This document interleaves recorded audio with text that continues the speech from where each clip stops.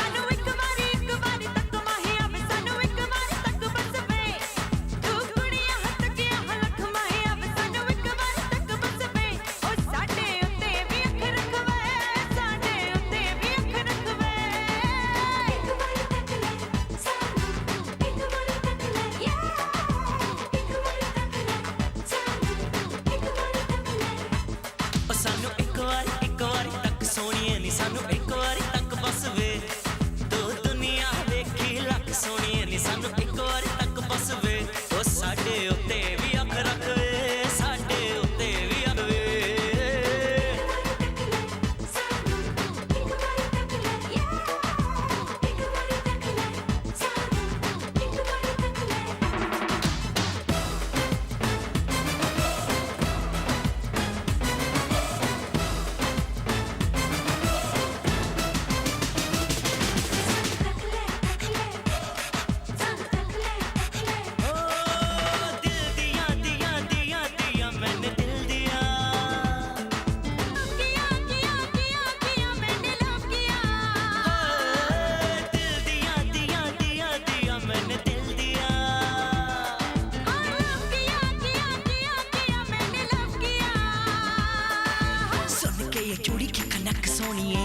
दिल करे धक धक धक सोनिए मेरी चूड़ियों पे तेरा हक माहिया आके सुलझा दे मेरी लट माहिया वे कश खा के मैं गिरी तो मैंने चक माहिया वे सानू एक बार तक बस वे तू कुड़ियां तकिया लख माहिया वे सानू एक बार तक बस वे ओ साडे उत्ते भी अख रख वे साडे उत्ते भी अख रख वे एक बार तक ले सानू एक बार तक ले या एक बार तक ले सानू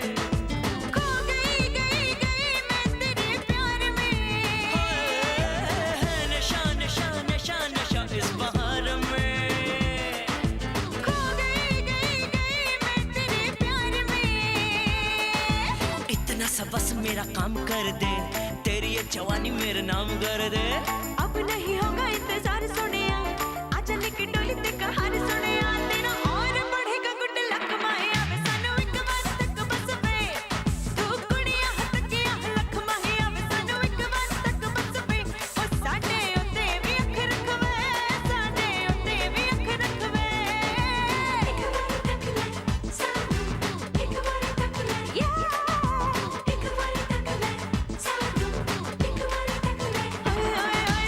एक बारी तक माहिया वे सानू एक बार तक बस वे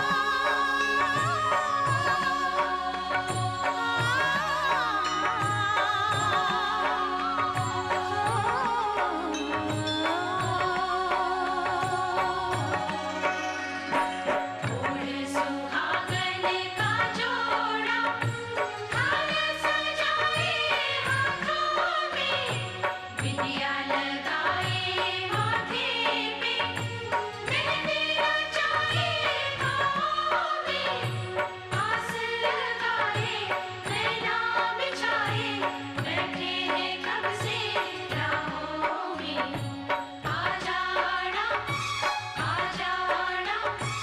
देर लगाना आ जाना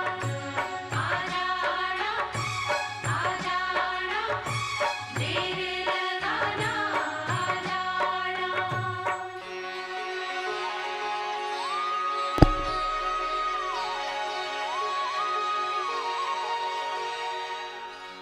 सजन घर आना Okay, this is just a test of the mic here, just making sure I'm coming in on the air. सजन घर आना सजन घर आना आज तो तेरे मेरे मिलन की रात है देख चांदनी के भी चांद साथ है सजन घर आना सजन घर आना सजन घर आना सजन घर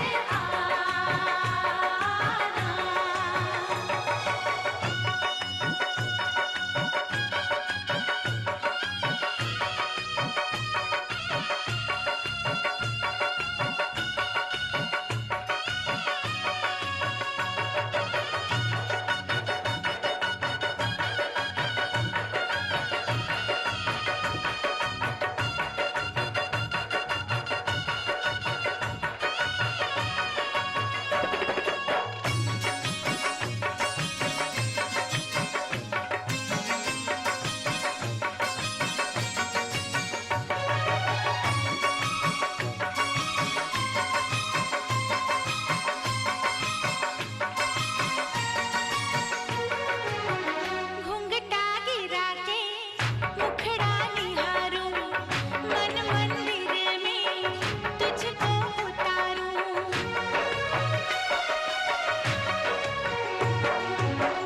तेरे सपनों से मांग ये भरूं मैं हर पल तेरी ही पूजा करूं मैं मांगू दुआएं शाम सवेर रब दे तुझे मेरी हो सजन घर आना सजन घर आना सजन घर आना सजन घर आना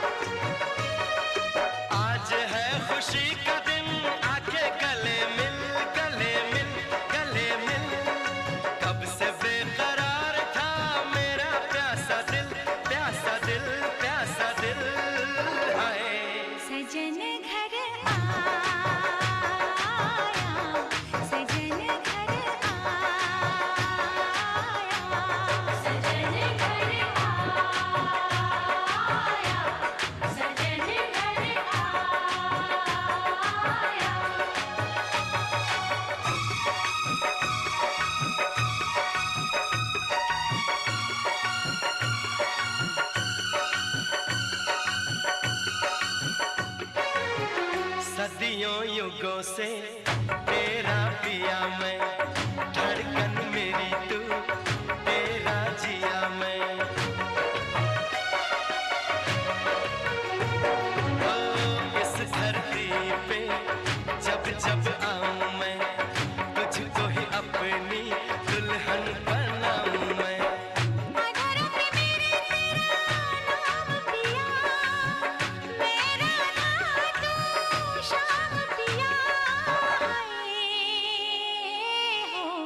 सजन घर आया, सजन घर आया, सजन घर आया, सजन घर आया। आज है खुशी का दिन, आके गले मिल, गले मिल, गले मिल। कब से बेकरार था मेरा प्यासा दिल, प्यासा दिल, प्यासा दिल। सजन घर आया, सजन घर आया। सजन घर आया, सजन घर आया, सजन घर आया, सजन घर आया, सजन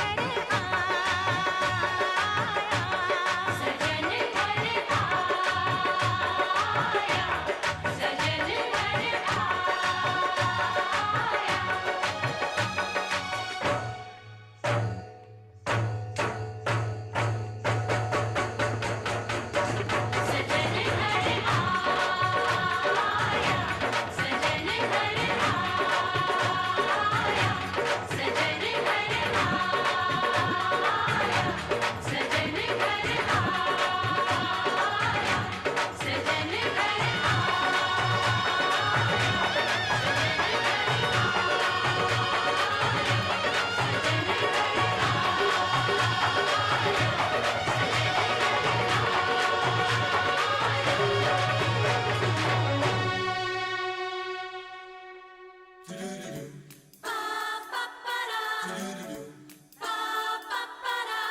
ये कैसा लड़का है, ये कैसी लड़की है, इसका मैं क्या करूं, इससे मैं क्या कहूँ। ये लड़ता है, अकड़ती है, झगड़ता है, बिगड़ती है, दीवाना है, दीवानी है।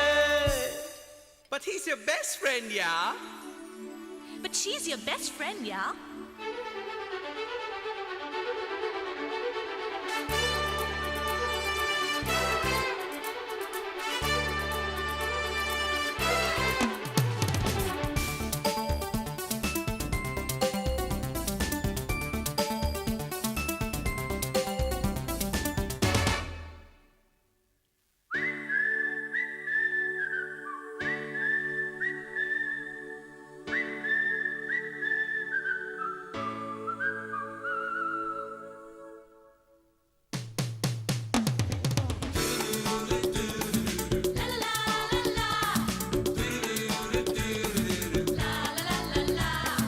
हाय हाय रे हाय, ये लड़का हाय हाय रे हाय, करता नादानियाँ क्यों पूछो तो हाय।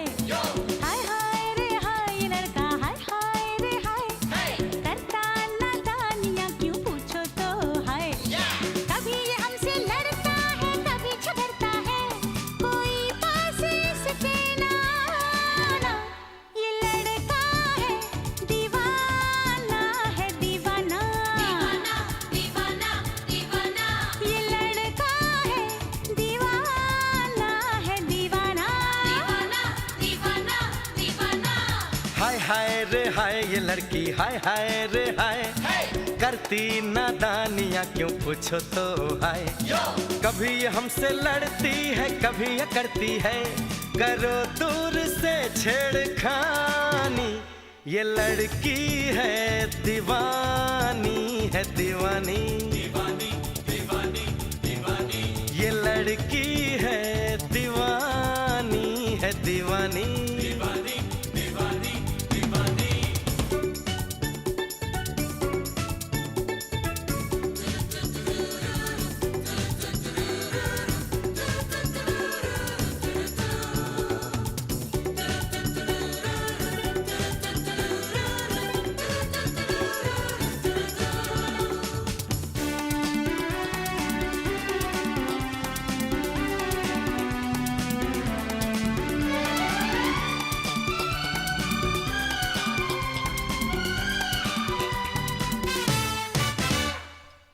इसकी बातें यही जाने, कोई भी तो जाने ना।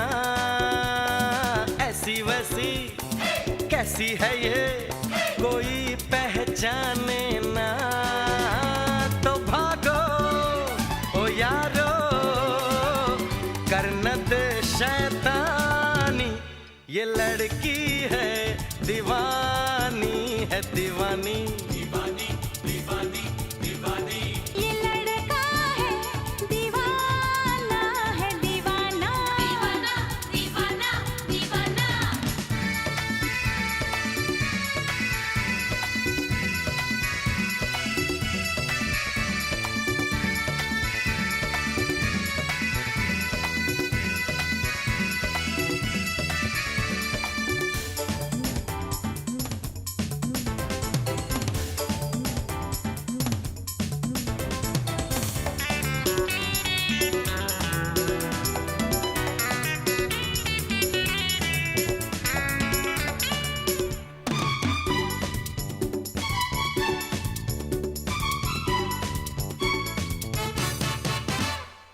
आते जाते छेड़े हमको, ये माने न ये कहना।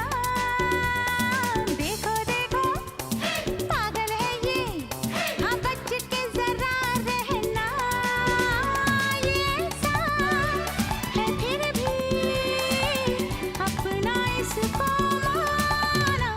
ये लड़का है दीवाना, है दीवाना, दीवाना, दीवाना, दीवाना। हो ये लड़की है दीवानी, है दीवानी। हाँ, हाय हाय रे हाय, ये लड़का हाय हाय रे हाय। करता नादानियाँ क्यों पूछो तो हाय। कभी ये हमसे लड़ती है, कभी ये करती है, करो दूर से छेड़खानी। ये लड़की है दीवानी, है दीवानी। ये लड़का है दीवाना, है दीवाना, दीवाना, दीवाना, दीवाना।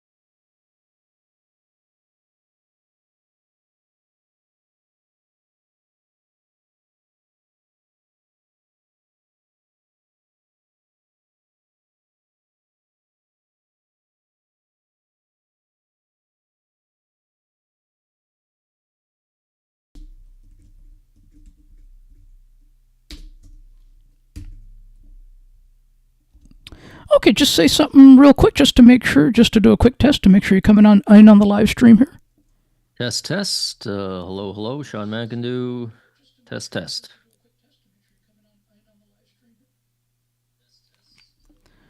There we go. Perfect. Thank you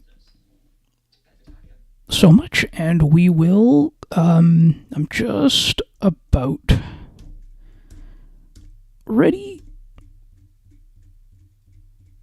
in. So, okay, so we're going to start recording in about 1, 2, 3, and just count a few extra seconds, okay?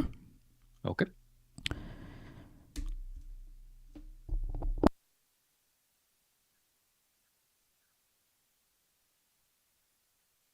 Recording in progress.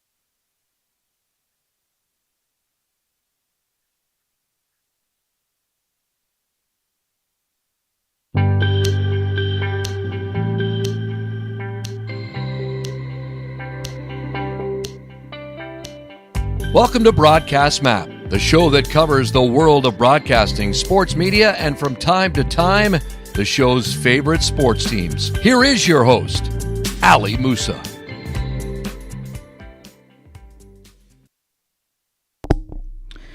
Indeed, I am Ali Musa, welcoming you to Broadcast Map. And it's Thursday, October 17th, 2024. And I am joined today by Sean McIndoe. Sean is the author of The Down Goes Brown History of the NHL, which I just finished a couple of weeks ago in audio, by the way, on Audible, and and also does some work for The Athletic, based in Ottawa, Ontario, Canada. Sean, thank you so much for taking some time to join me here. I really, really do appreciate it. That's very kind of you. Thank you for having me. I'm shocked that you're having me on after finishing the audiobook. If you're not completely sick of my voice by now, you will be by the end of this. Oh, I don't think so. No. That was fun, man. Like, because it was my second book, and they came to me and they said, we want to do an audiobook for this one. And I thought, this is so cool. This is great. You're doing an audiobook. Who did you get to record it? What famous person were you able to get? And they said, no, it's not one of those, man. You're doing an audiobook, you're reading it yourself. And I got to spend many days in the studio learning to hate my own writing, which is a very fun experience for a writer. What went through your mind when when the opportunity to record the audiobook came? Did you sort of keep were you thinking that it could be consumed, or did the thought by people who are blind like myself, or even just in general? It was just a kind of a neat opportunity. One of the things that I live by in this job is, if I get a chance to do something new, I'll try it once. I'm a believer in say yes once, and then after that, who knows? I'm not sure I would do it again, but I said yes because I had no idea what the process was like, and I ended up, you go into a studio and you sit there and you have a producer in your ear, and they make you read your own words, and they stop you every single sentence if they don't like it, or if they feel like you could do it better.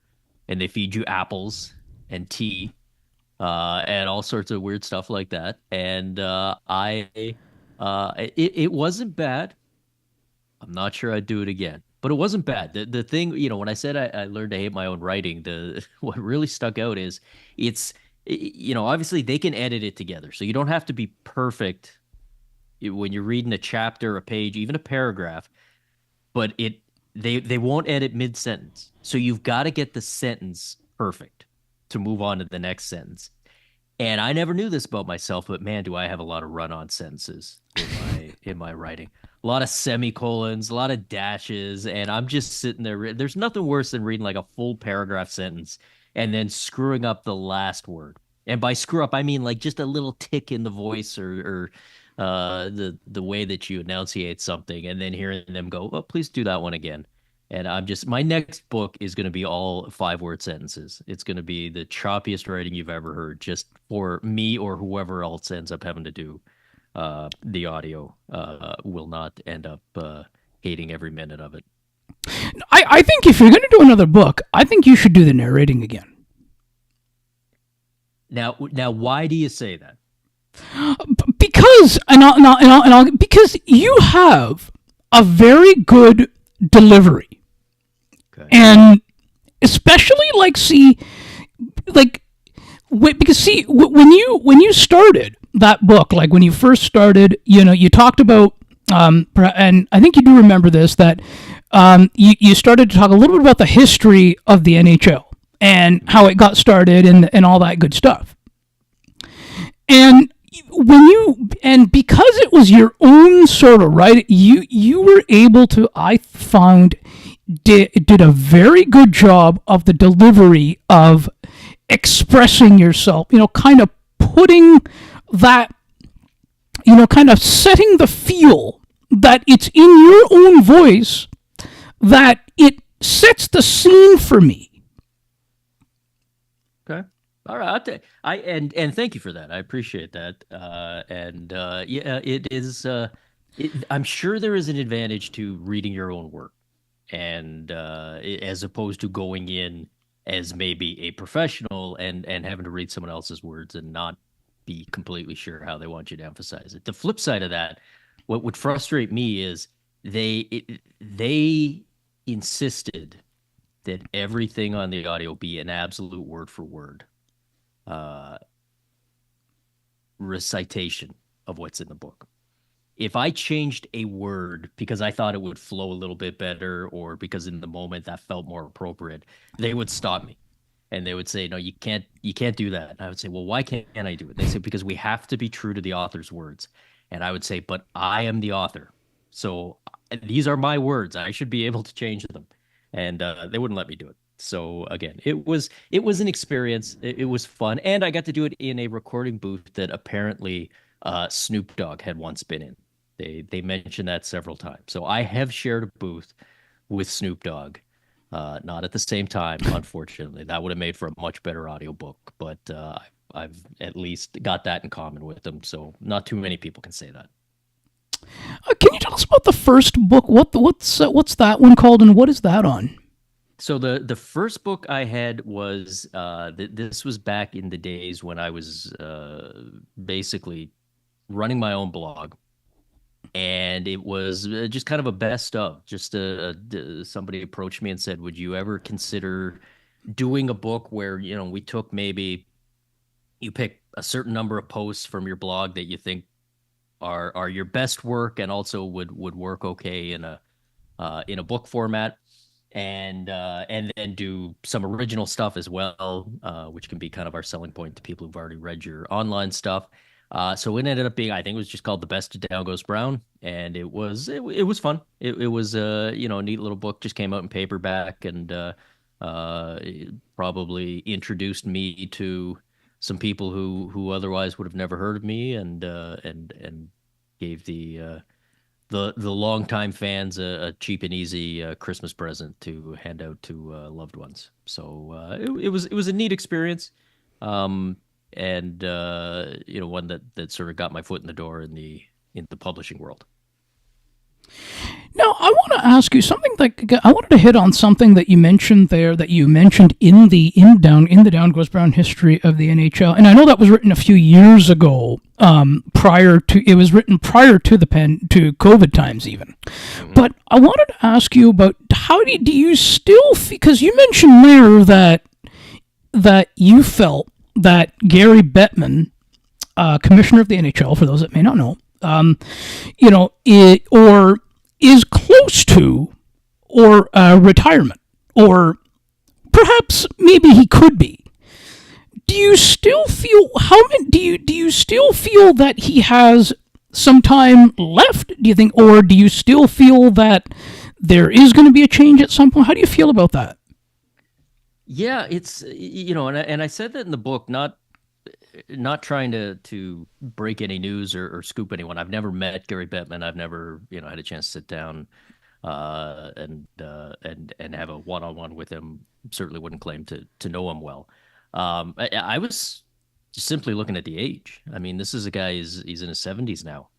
Yeah. You would think might be interested in moving on and doing something else, and or enjoying a well-earned retirement.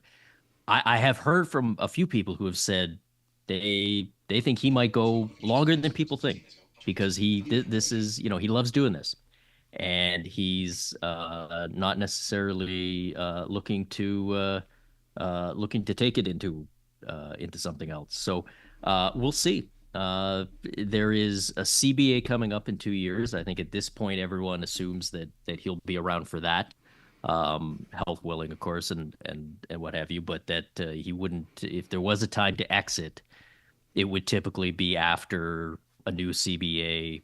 There's a new Canadian TV deal, that sort of thing. So maybe at that point, but it certainly doesn't sound like there's a direct succession plan in place or anything like that. Or if there is, they haven't publicly acknowledged that in any way. So who knows? We may have a few years left of the Gary Betmann era, and then from there, question mark as to who's going to follow him.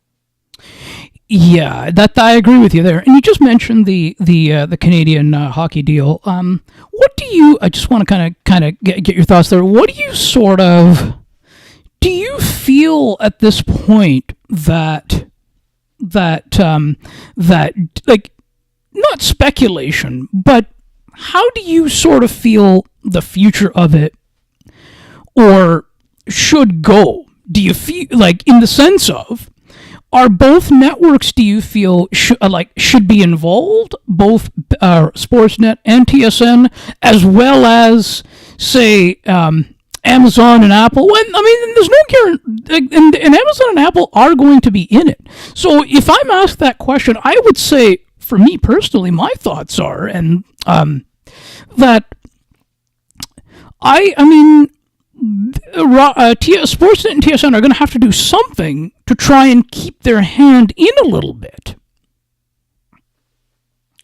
I would imagine so, yeah, and that seems to be the way that things have been going lately. When you look around at other leagues, it's let's get multiple bidders. Let's get, certainly the streaming play is big.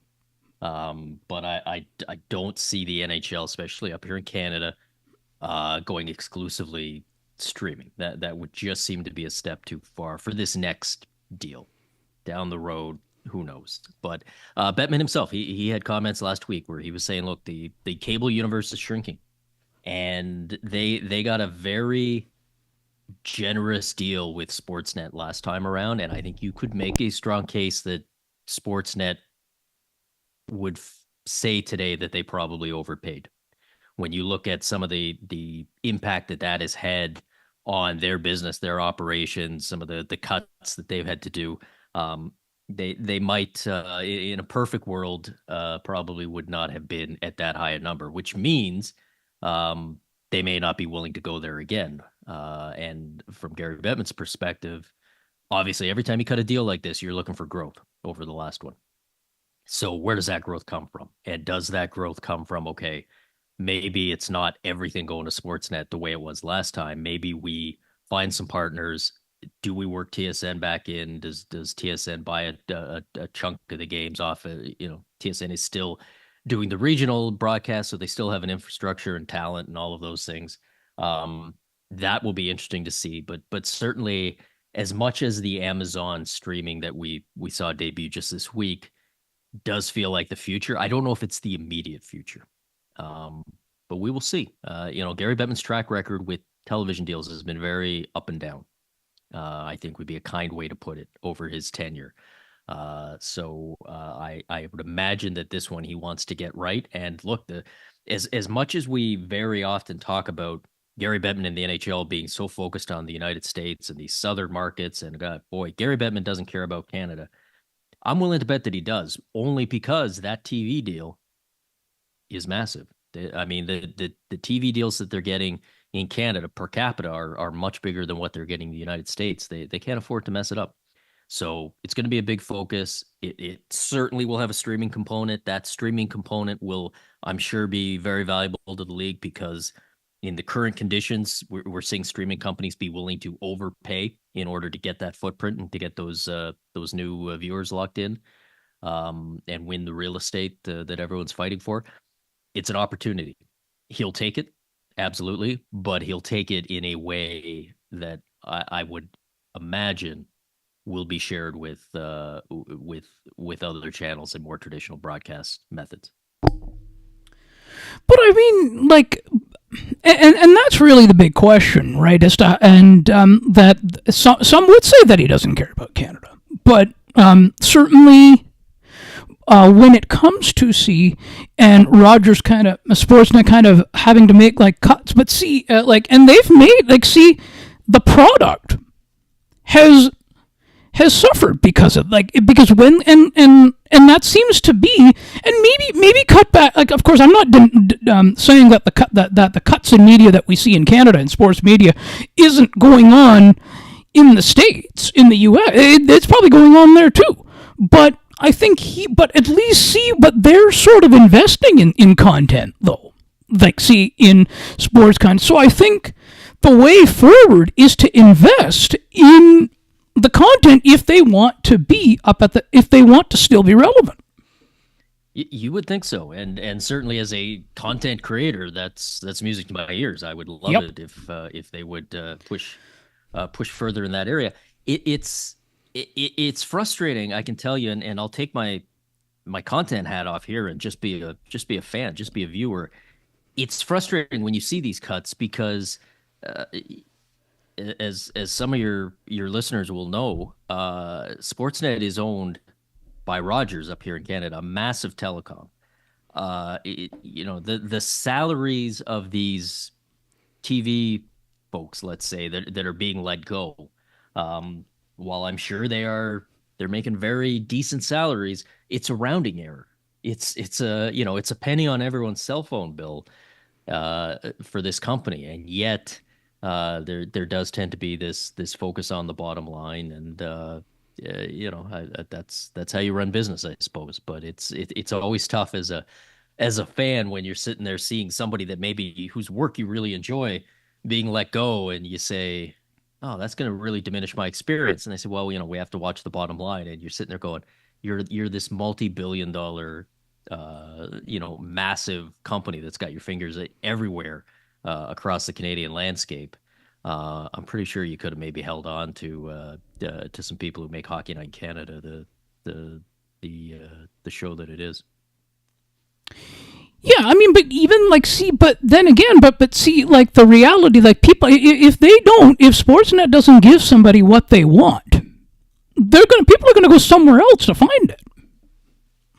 They can, if that option is available to them, and certainly, that's another sense of frustration that you get from hockey fans very often is, I just want to watch my team, and I can't watch the game. I'm blacked out here. I'm blocked here. I'm supposed to, through this service, get access to this game, but it's not there. In my situation, I'm sitting here, I pay for center ice and, all these channels so that I get everything. And yet every now and then I find that I can't watch a game because it's on, some other channel somewhere that I didn't know about that I don't have access to. And so I'm blacked out. And certainly down in the States, you hear a lot of those issues where people are saying, I'm supposed to be able to watch the Blackhawks and I can't. What's going on?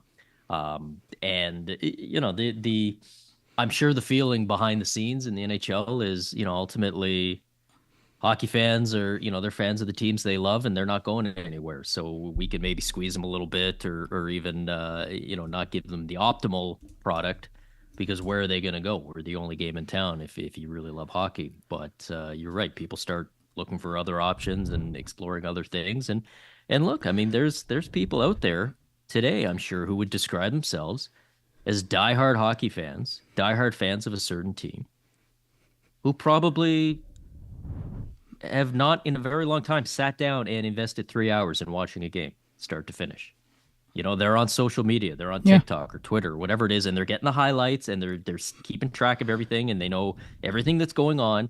But the idea of saying, "Oh, there's a game on tonight at 7:30. I'm going to be sitting in front of my television, and that's it. I'll spend the next 3 hours watching a game." For a lot of especially younger viewers, that's not the way it's done anymore. No, and I agree with you there too, because right, like, but even look at how many podcasts have emerged too. Mm-hmm. I mean, and of course, and shout out to The Athletic. I mean, The Athletic does a couple. Yep. We've got the I'll plug it now. The Athletic Hockey Show. Most days of the week we've got that, including I'm on the Wednesday show. Again, it's something that didn't even exist a decade ago or so, as far as in the collective consciousness. I'm a fan of that, by the way. Fans. Yeah. It's it's another way to do it. It's another way to get the analysis and the Locked On Network. There's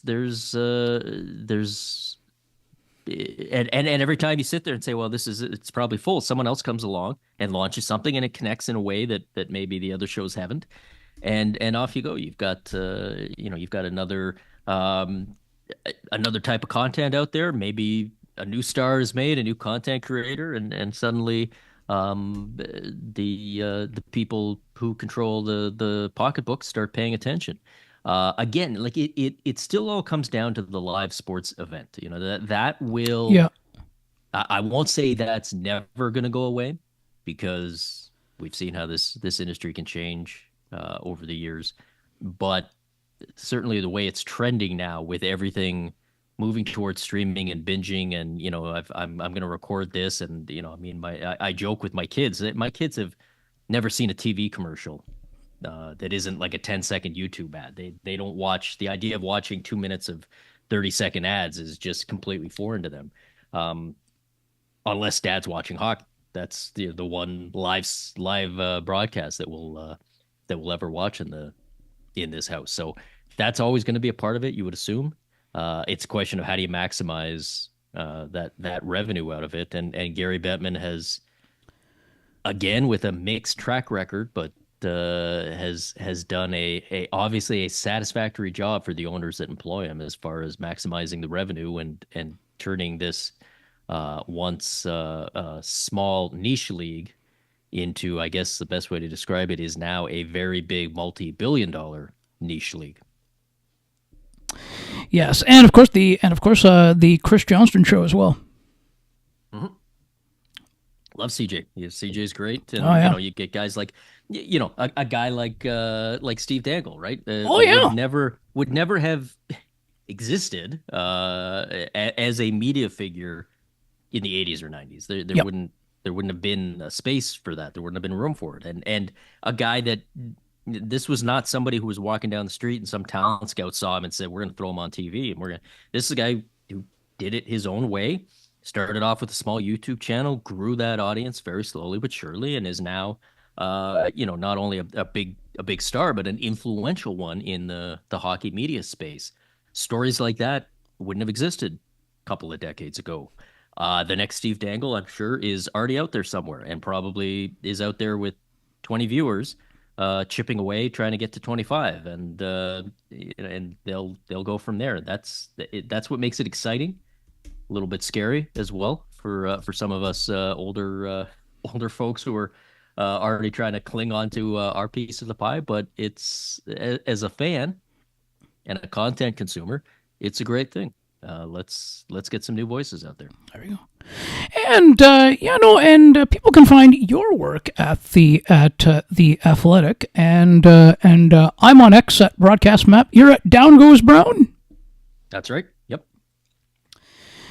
And you know what? I really enjoyed our chat today, Steve. Sean, Steve. I think I was thinking of Steve Dangle there. Sorry. I'll take it. Well, yeah, take that compliment. But Sean, I really appreciate you taking some time to join me, and I hope we can do it again down the road in the near future. That would be a lot of fun. Thank you for having me. No problem. And we will be back. I will be back soon.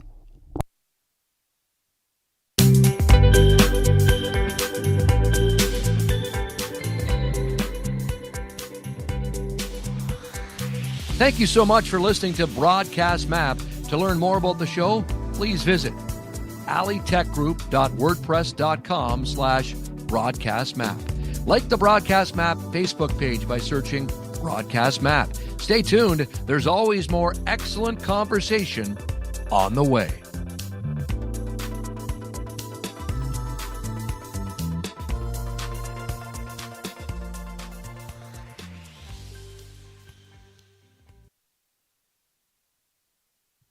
You will be notified when the cloud recording is ready. Stopped.